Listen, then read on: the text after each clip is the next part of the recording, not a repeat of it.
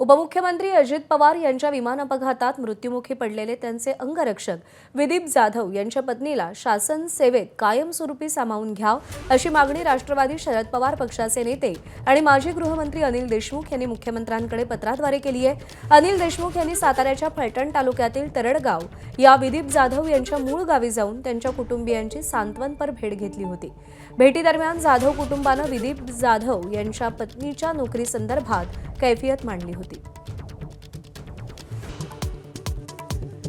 जिल्हा परिषद निवडणुकीसाठी पवार कुटुंबियांनी मतदान केलं। उपमुख्यमंत्री सुनेत्रा पवार यांनी काटेवाडीत मतदानाचा हक्क बजावला। पार्थ पवार, शर्मिला पवार, श्रीनिवास पवार, युगेंद्र पवार यांचं देखील मतदान।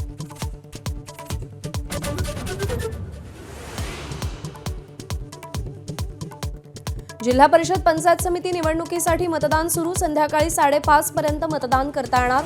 12 जिल्हा परिषद आणि 1400 पंचायत समित्यांचा समावेश।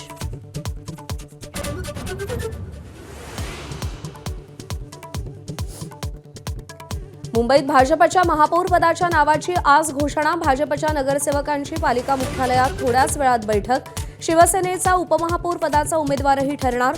बहुमत नसलं तरी ठाकरेंची सेनाही उमेदवार देणार। 11 तारखेला महापौर पदाची निवडणूक।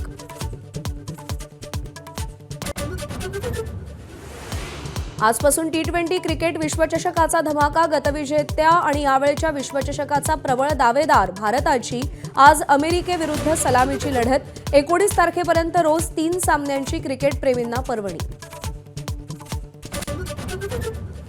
युवा टीम इंडियानं 6व्यांदा विश्वचषक जिंकला। इंग्लंडवर 100 धावांनी मात। वैभव सूर्यवंशीच्या वादळी 1.5 शतकानंतर अंबरीशचा भेदक मारा।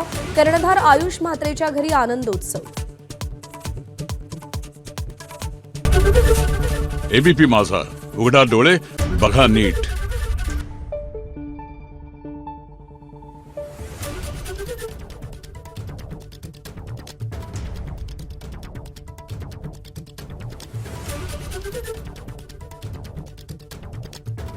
Thank you.